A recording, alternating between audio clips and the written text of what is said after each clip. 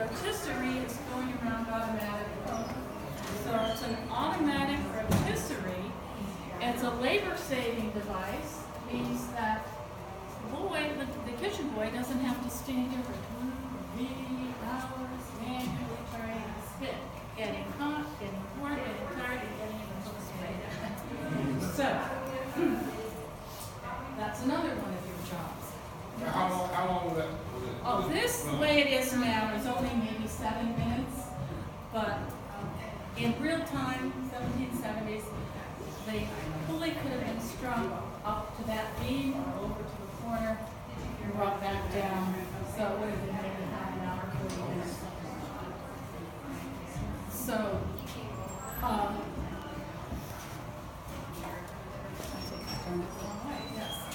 so at any rate, that's one of your many jobs. They might have said go to the gardener and get some vegetables. I need to make a squash casserole for dinner tonight.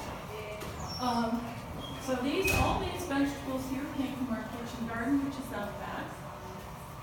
And now I'll tell you what we're making today. Today's recipe, we do 18th century recipes every day that we cook. If you're leaning up against that piece of furniture, we're not touching. It looks like you're leaning, isn't it? Sorry. We asked, so I'm making chocolate cream ice. In today's terminology,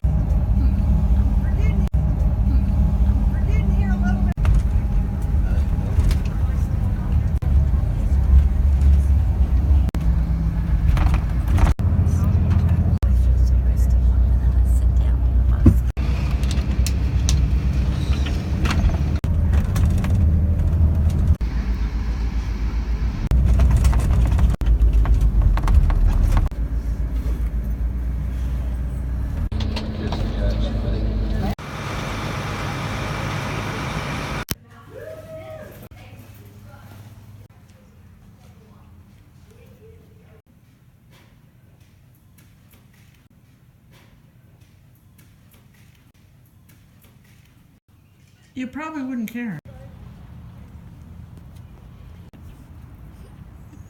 Sure. Thank you again. We'll go around behind her. Sorry about that, guys.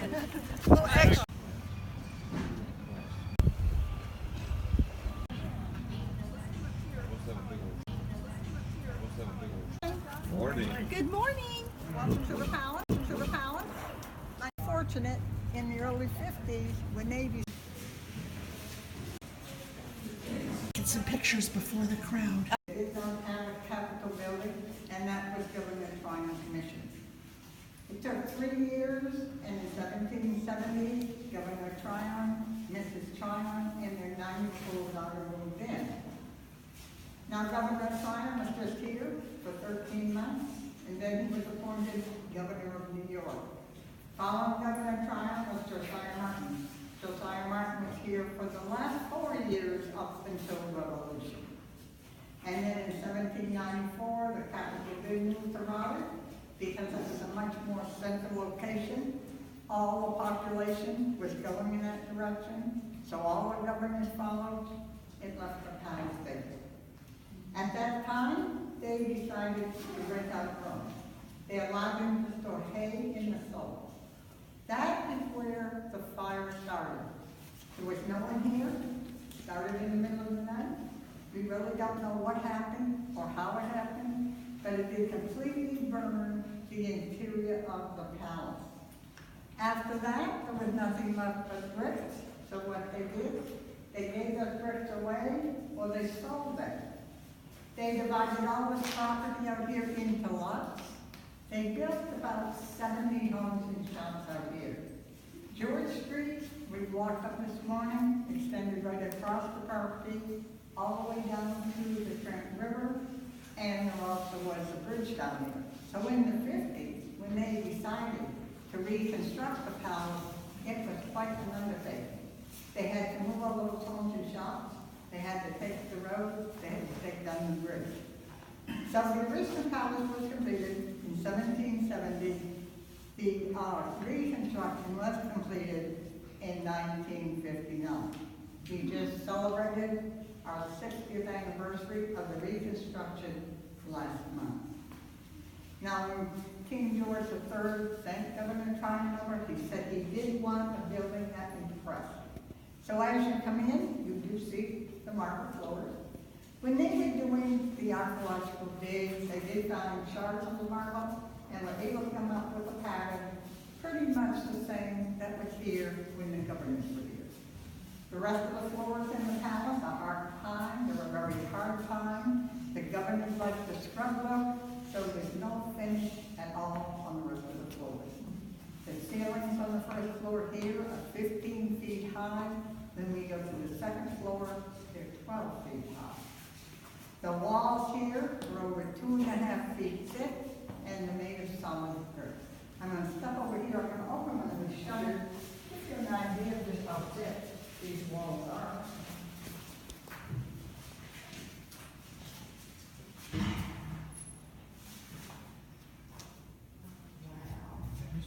Of course, back in this day, there was no electricity, there was no air conditioning, there was no running water in town. So, what they would use the shutters for is to help with temperature control. They would close these in the winter, and it would help you come out cold out. In the summer, it would help you come from the heat. They would close these for privacy.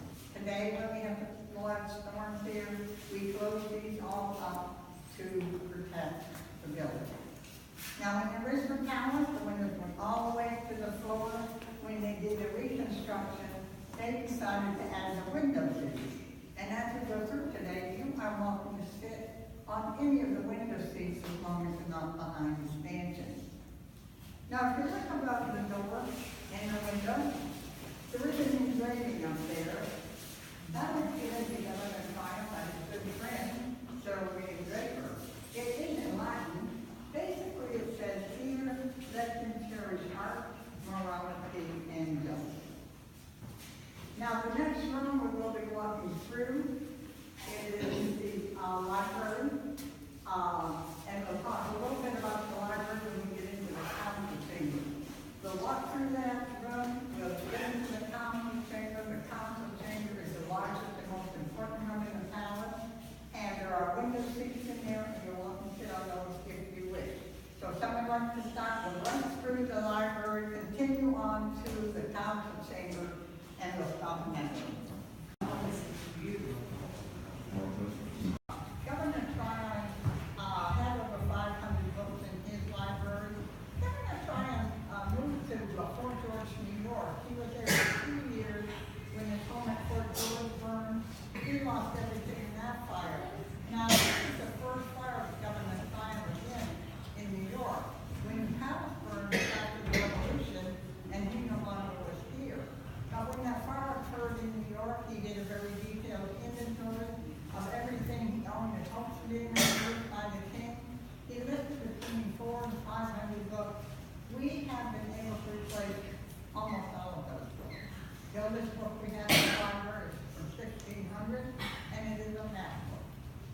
Very fortunate to be able to replace most of the books that Governor Tryon had. Now here we are in the council chamber. This, like I said, is the largest and most important room in the palace.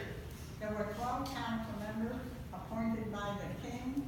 This was a lifetime position for these men. They had a lot of influence. This is all the important issues of the day would be discussed. They were called the upper house of the legislature. Then there was a lower house. There were many more of them. They were elected officials. They met elsewhere here in New Bern. They were called the assembly. They used this as a ballroom, and when they did that, of course, they would move out all the furniture. They would roll up the carpet. They would hold their large balls during the minuet jig to reel. Governor Tryon and Mrs. Tryon had a grand entertainment ball here in December of 1770 to open the palace. Our first president, George Washington, attended a grand entertainment ball here when he was on his southern tour in April of 1791. He spent 2 nights over at the Stanley House at that time. And he did write in his diary that he had exceedingly watched here in New York. Now, paintings in here of interest.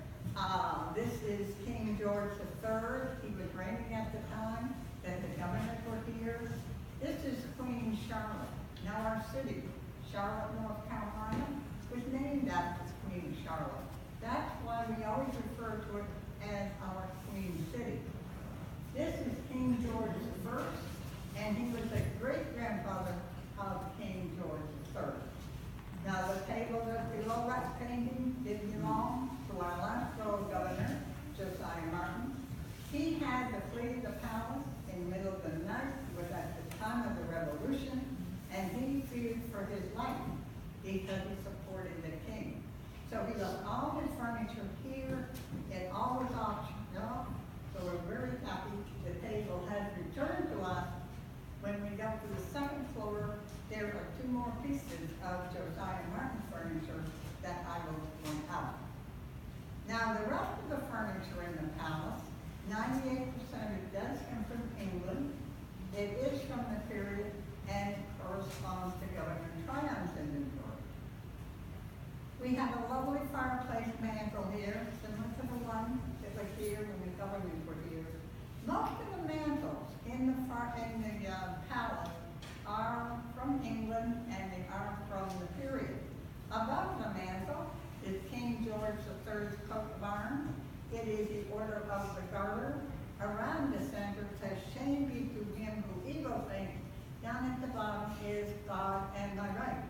The lion stands for England, the unicorn for Scotland.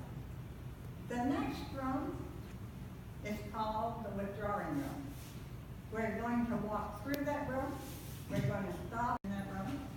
They would play music. Go ahead, take a walk through that room.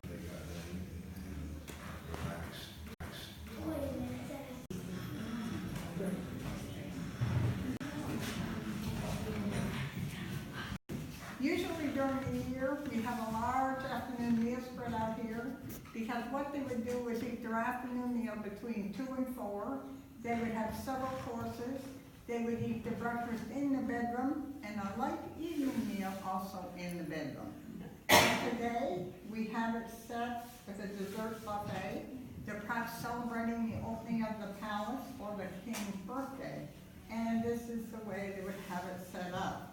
A lot of these things I'm sure you recognize. One of the things they had it in the wintertime with a real treat was ice cream. Right here, they could make that in the ice cream in the winter when it was cold. Of course, that's the only time you can make it. Another beautiful fireplace mantle in here, also comes from England. We do show coal in our fireplaces. They did use coal in the fireplace in New York, so we assume they use coal here. They called it sea coal because it comes from overseas. These are serving tables with the marble top. The mirrors above them are called pier mirrors. Back in this day, they used mirrors basically to reflect candlelight and try to bring some of it. Now, the next room we just peek in, then we're going to be going to the Great Stairs Hall, and there I will check and see if there's anybody that does not want to go up the stairs and so forth. But just go ahead and take a quick look in the housekeeper's office. She was ahead of all the female servants. When they brought the food from the kitchen, they would bring it up the back stairs. They would stop by her office and she would look at it. If she did not like the way it looked, she would have them replate it before bringing it into the dining room. Of course, she was in charge of all the menus and such. So go ahead, just take a little peek in there and continue to the Great Stairs Hall. There are a few chairs that are reproduction in the Great Stairs Hall. If you'd like to sit in there, you're welcome to do that. Yes? With the In housekeeper, the other room, there's the shape of what looks like a half grand piano. Is that a desk or a musical instrument? That's It's got the a bench. spinet. That's a spinet in this room we just passed through. It's a spinet, and that was made in London around 1725. Thank you. was the head housekeeper a slave or a free woman? No, free. Governor Tryon, about 11 servants with him from England, they all were free and what. He lists 2 staircases, the great stairs, which we will be going up, and the lesser stairs, which are behind this wall, and we will be coming down those at the end of our tour. Now, this beautiful staircase is all made of mahogany. All the brackets are hand carved. The steps are done in what they call a cantilever style, and that is where the top step is supported by the bottom step. Treads on the steps are black walnut. Over on this wall, we do have the coat of arms of our last two royal governors. The blue on the left is Governor William Tryon, Governor Josiah Martin. Now, we will be going to the second floor. How many people here cannot make the stairs? Is there anybody here that cannot? I can make these. How narrow are the other ones going down? Native born governor, born right. If you want to start,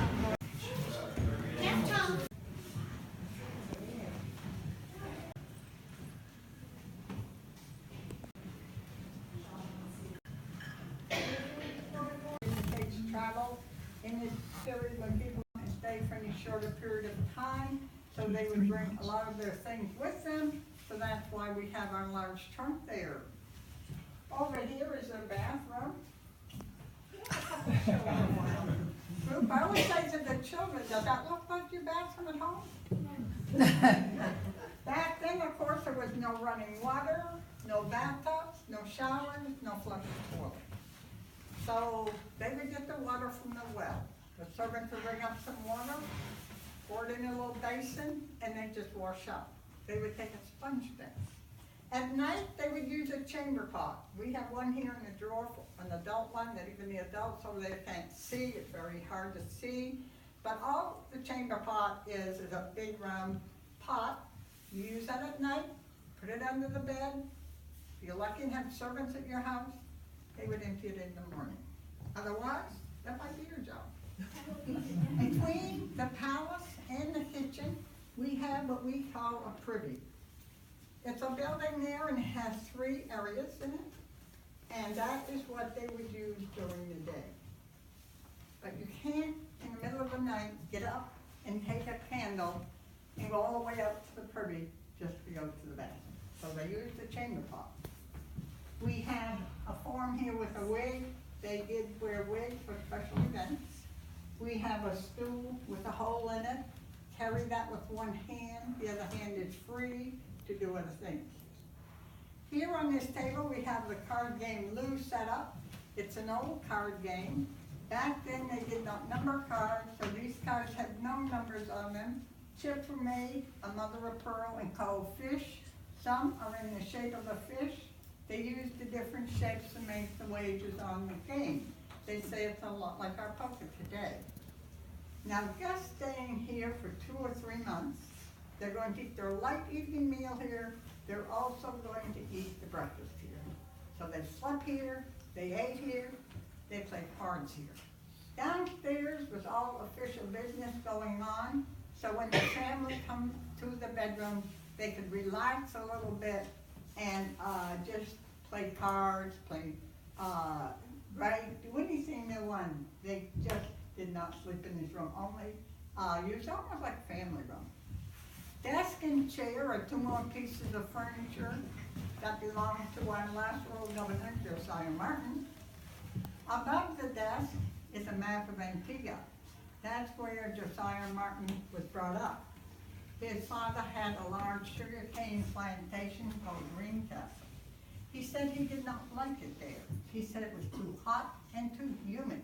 His dream was to live in London. So after the Revolution, that is where he and his family ended up in London and lived out the rest of their life there. Josiah Martin and his wife had 5 children that lived here in the palace. There were 3 girls and 2 boys. The next room, the alcove bedroom, we will be walking through that room. Let me tell you a little bit about it. It was used as a guest room. It probably has one of the nicest views of the Trent River out here from that room. This one has a lovely view as well. And at one point, John Hobbs, the architect, thought he looked to that room for Governor Tryon. However, Governor Tryon also did not like the heat here in North Carolina. So you can imagine a bed like that in an alcove in the middle of the summer, no air conditioning, it would be very, very warm. So what they decided to do is use it as a guest room, and Governor Tryon selected a different room. We're gonna walk through that room. We're going to stop in the ladies' dressing room. So right through this room, stop in.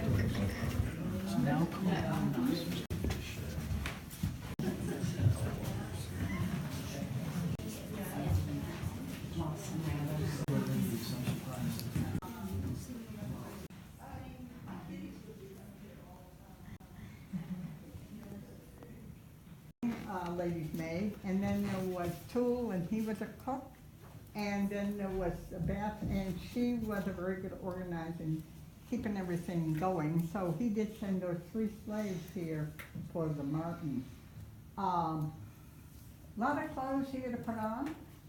This first dress you see here is a party dress.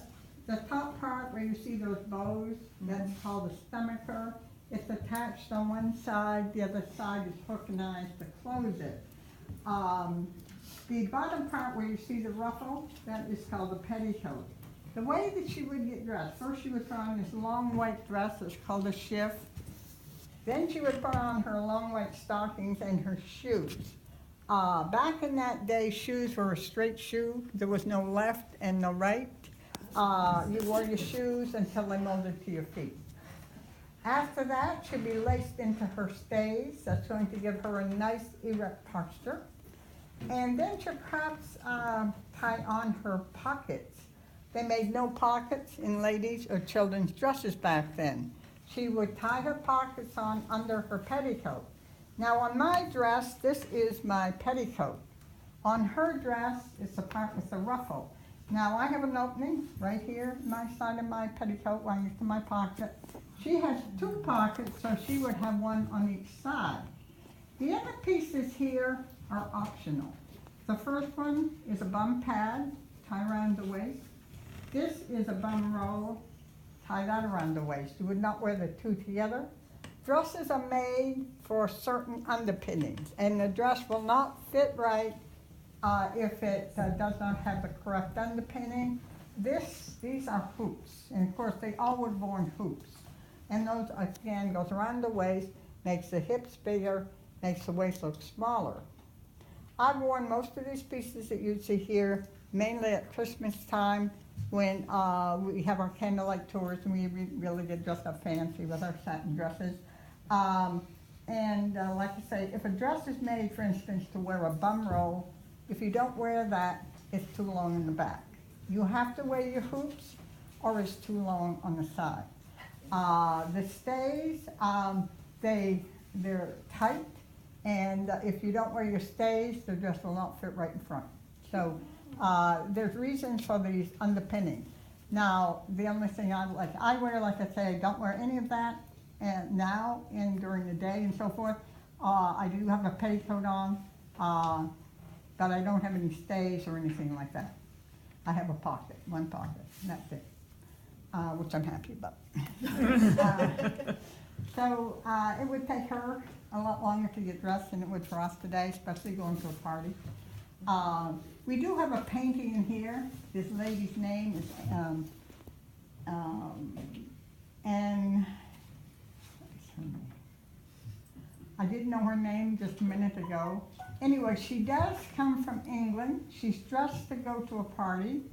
And we don't know a whole lot about her. The artist on this is David Martin. And then we'll go into our next room. But I know they do have it. This is the governor's bedroom. It wasn't only the ladies that are dressed fancy. Let me just stand over here so everybody can see us. Stand in front of this is a frock coat. It's made of silk. It has some cotton lining. This is a waistcoat made of taffeta, some cotton lining. The breeches are silk with some cotton lining. The shirt is linen. Back in this day, men's shirts were very full, very blousy. They did not button down the front like they do today.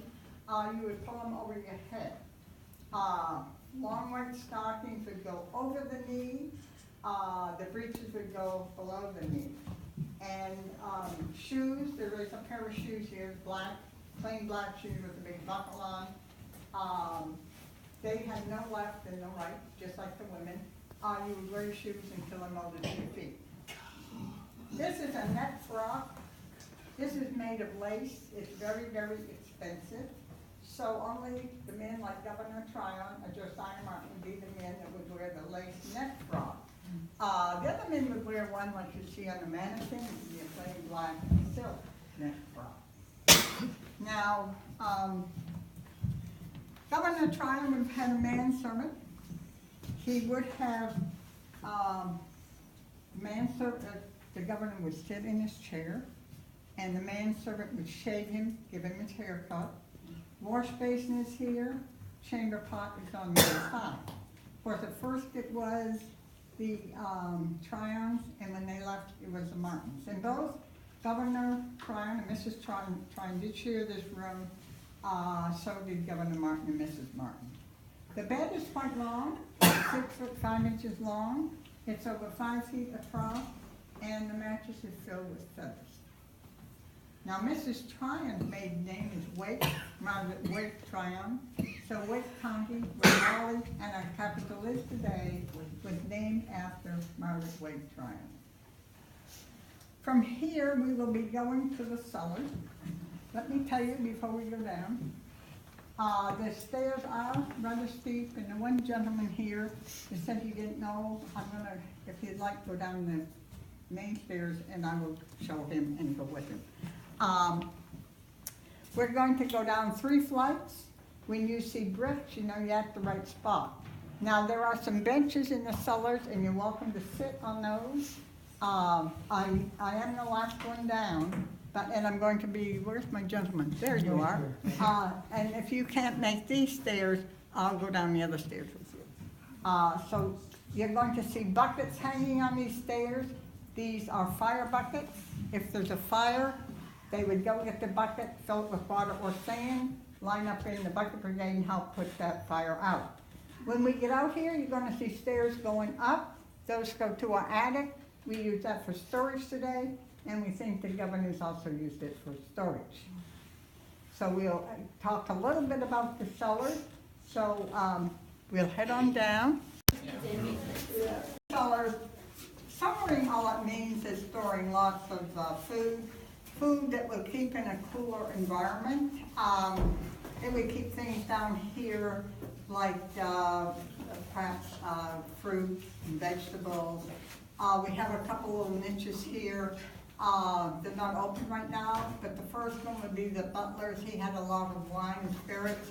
This big barrel, if you noticed when you come in, that was for wine. The next little niche over is the housekeeper's, and she would have green tea, black tea, some of the exotic spices. She would have sugar, she would have the different oils. She would have things that were more precious and just couldn't be left out. All your food would be prepared in the kitchen. When you go against the large brick building to your right, servants would bring it through this door. They would get whatever they needed from the butler, the housekeeper, and then they would continue to the dining room. Once the butler and the housekeeper left, they locked those doors. The other servants were never allowed in those rooms. Where did the servants live? Most of the servants were up over the stairs. We do have a room here that was the housekeeper's bedroom, and we have a room on the my left that was the butler's bedroom. Right now they're not open. We did have a new heating and air conditioning system put in here, and that kind of slowed everything down. They had to move everything out, and then of course we had a hurricane that added to it. So right now we haven't got them reset back. But the servants that would stay in the palace would be the housekeeper, the butler, Mrs. Tryon's personal maid, Ann Patterson, and Mrs. Josiah Martin's personal maid, Kate. Most of the other servants would sleep up over the kitchen. So if you go to the kitchen and to the second floor, you will see bedrooms up there. All right, well, I've enjoyed giving you the tour today. Do you have any questions about anything before you leave? Can we go see the kitchen? Yes, I'm sure you will. Did you have a group mover? You did, they brought you over here? Yes. You did. Okay, I'm sure she's propped out there waiting and she will take you to the kitchen. Did they carry the food upstairs, or was there a dumb waiter? or- No, the dumbwaiter hasn't been invented yet. They had to do everything by hand. Yeah, I think Thomas Jefferson was the one that invented. That way you'll all be able to see me. That would be a little easier. Okay, so I'd like to welcome all of you to the kitchen office. We're actually going to go upstairs first, and we're kind of going to go in the reverse today before you see the whole building. So you get to see where the servants lived before you see where they primarily worked. Most of the servants working for the governor would have been single, so all of the sleeping quarters for them are for single servants. There aren't any spaces for family members in these buildings. So there's a good chance if you worked here, you also lived here. And we're going to see 3 of those rooms on the 2nd floor of this building today. The same applies for the stable office across from us. If you worked over there in the stable office, you probably lived on the 2nd floor of that building as well. I think that maybe over here we've got a little bit less of a smell factor to deal with. But not any less heat, because this is where our kitchen is, or our hearth room. And so this room is going to constantly be in use. There's never a fire not burning in this building. So it would still be a very hot building to have to spend your time in, even on the 2nd floor. We're very grateful for our mild spring-like weather today. It makes going through this building more comfortable and convenient as well. But we are going to head straight up the stairs, and we're going to stop into our first bedroom first when we get to the 2nd floor. If you'll all just remember as we're going through, popular. Best guess is that hay fire downstairs.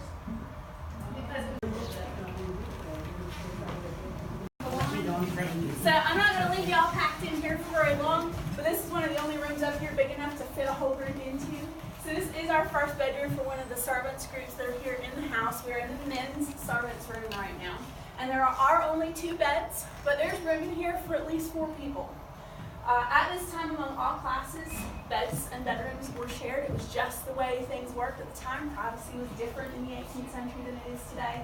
And so there's a really good chance if you worked here for the governor, you were sharing a bed with someone else, maybe 2 to 3 other people, depending on how many staff were here and maybe the size of the beds being used as well.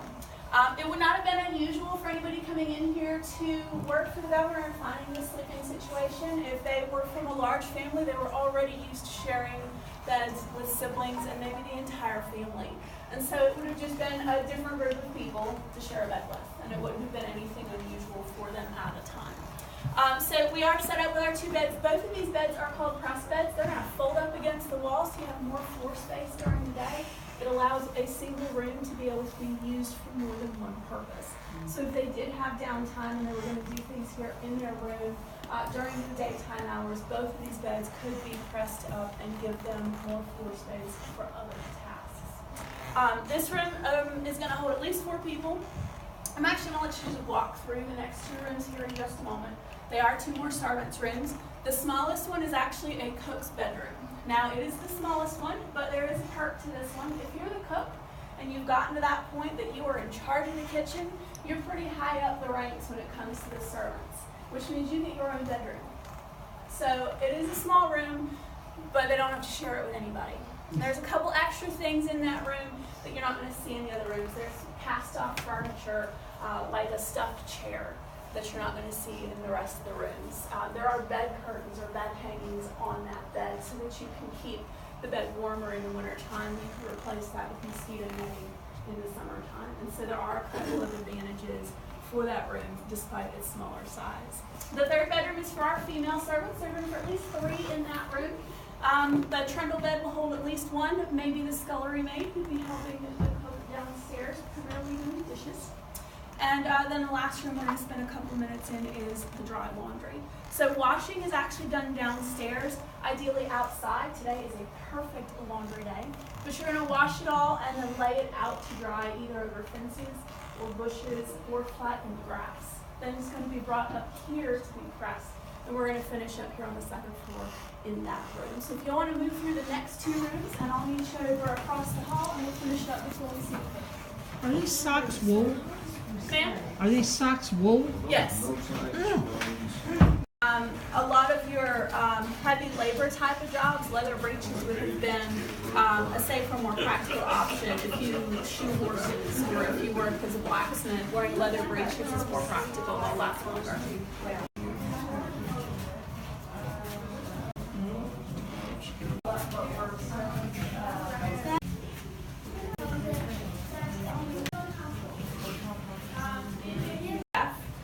His wife's lady's maid and a few other servants, and then acquired some more after he got here. Some of them from a farm he had while he was in Brunswick and a couple of other places, and hired people here in town.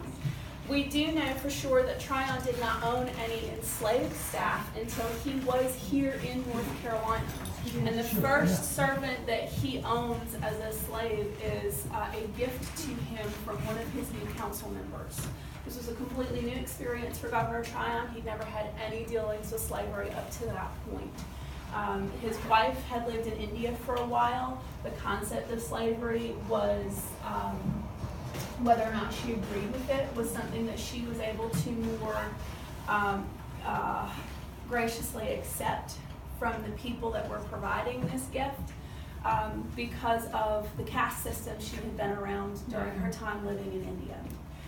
He does ultimately end up owning a handful of enslaved servants while he is here. More than one of them were gifted to him, and at least one of those servants went with the family to New York when they left here. But primarily Tryon's household is running on paid European staff. Now, Governor Martin grew up in the Caribbean on the island of Antigua on a sugar plantation. His father's household ran almost exclusively on enslaved staff because of where they were. So when he runs his own household and when he moves here to North Carolina, most of his staff is enslaved because that's what he had grown up around. So it does depend on the household. Okay. You're welcome. Does anybody have any other questions from the last couple of rooms so far? They're bedrooms. What was in the things above They're the? just little storage cupboards. Make sure we're not hiding anything. There was a door in the hallway. Was that a closet? Halfway up the stairs. No, just on top Oh, of here. yes. So there would have been a secondary staircase. If you go halfway up the main staircase, there's a door there on the landing. That's actually the other side of it. It's just a second way to get to the second floor of the house. So you can kind of get into the back bedroom without having to walk through all the rest of them. Now this is our dry laundry. I mentioned that the washing is going to be done outside if you can, and then ironing is going to be done up here. We're using regular solid cast iron. You can see a couple of them down here on the floor, but also box irons. This one was actually an advancement in iron technology in the 18th century. It doesn't look like it, but it is. A solid cast iron has a few challenges. To be able to use it, you have to heat the entire iron, which means during the process of it sitting next to your fire, it's getting the ash and soot and stuff on it. It also means you have to always remember to have a hot mitt to wrap your handle in when you get ready to use it. And then to use that iron after it's hot, you have to then clean all that ash and soot off the bottom of your iron before it can be used to press anything. A box iron instead is hollow. So instead of heating this entire iron, you now can have a wooden handle, which you don't have to worry about burning. But you're not heating the whole iron anymore either. This is actually the only piece that is going to be put into the fire for heating purposes. So this piece is called a slug. It is cut to fit inside the iron, so you'll heat this piece and then insert it into the iron to heat the iron to be able to do your pressing. So you've now eliminated the need to clean the iron every time you pick it up from the heat to be able to use it. And if you forget that hot pad, it's not quite as much of a crisis anymore. So this actually is a little bit of an advancement in iron technology. How do you pick up the hot slug and put it in there? I'm sorry? How do you pick up the hot slug? A pair of tongs. Oh, okay. And then this is a fun little one. This is a tally iron. So it looks a little bit like a curling iron or to do curlers. and they're actually made almost the same way. So a tally iron could have been used as a hair curler. They would have used something similar. And this one, for clothing purposes, is used for ruffles or sleeve flounces. So all of these fun little pieces here, flounces tend to be removed from a gown when it's washed because they're usually white or lace. And then if you're washing those, you need to press them. And you don't want to use a box iron because you'll crush all the flounces. This was very important at the time. You don't want crushed flounces. So you're going to use the tally iron instead to be able to press all these out so that they'll be kind of nice and light and fluffy before they're tacked back into the dress. And that's what this one's for. So it's a very specialized tool for the period. Have y'all have any questions? Yes, Manir. I have to tell you that if you're not able to find the vents, I'm not going to point them out. The building does have central heat and air. There is at least one vent in every room. It is mostly cleverly concealed so that you don't notice where it is as you're moving through the building. Yes, ma'am. On average, how long did it take the shoes to mold to the feet? Because I'm still trying to wrap around the hole. They're not molded. I don't wear straight lasted shoes. So I can't answer that. I've never worn straight lasted shoes. Most companies that make period footwear at this point make right and left shoes, even though it was not common at the time. You have to move forward like another 40 years before you start seeing that being done. But if you're the only person wearing them and you wear them every day, and you make sure that you always put the right foot back in the right shoe, it probably actually wouldn't take that long because you're probably wearing these shoes, especially if you're working. You're having work days that can run, 16 hours.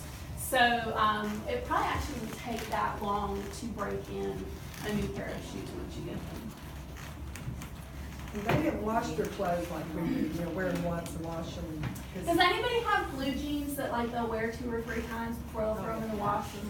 So that's kind of the mentality for clothing in the 18th century. All of this colored stuff is going to be saved to be washed after a handful of wearings. And depending on who you are and how many sets of clothes you have is going to help determine how often that's really going to happen as well. One of the ways that that's actually helped with is with the shift. So your shift is your base layer, it's your underwear. All of you saw that upstairs in the palace.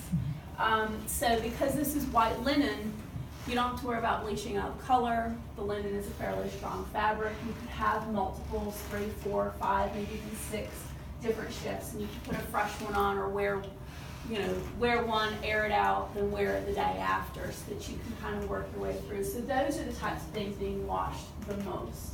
I didn't bathe very often, so. Shifts, aprons, things that are going to be done in white and in really sturdy fabrics so that the pieces that are against your skin all the time are the ones that you're going to wash the most. They tend to be done in sturdier fabrics.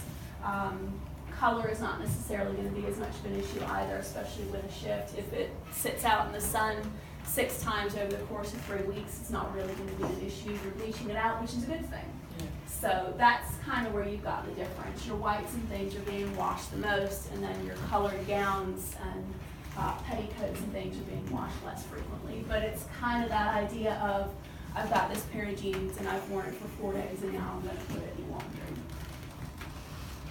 Anything else? Good, I'm glad you're enjoying it. I'm actually going to send y'all down the stairs and adapt it and weave and spin.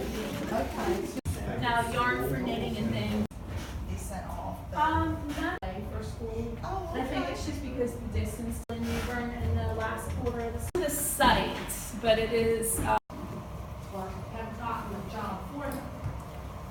So you two may have worked in the kitchen as kitchen boys. And your main job was to keep the fires going, to build the fires, get water early in the morning to fill up our English coppers, you get the water at the well where the water is clean, you fill up the copper vats, put a fire underneath. Then I'll let it cool, it'll be warm. I'll put the mix in this sabatiere. It's nothing more than a tall tin container. Put the lid on,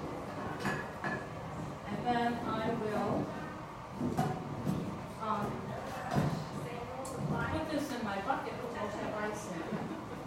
And then we'll take turns doing this until the crane becomes frozen, not solid.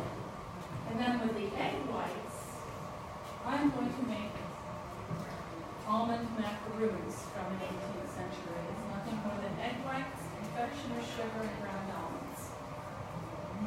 And I will bake them in a Dutch oven. So to do Dutch oven baking, you get the hot coals, put them out onto the hearth.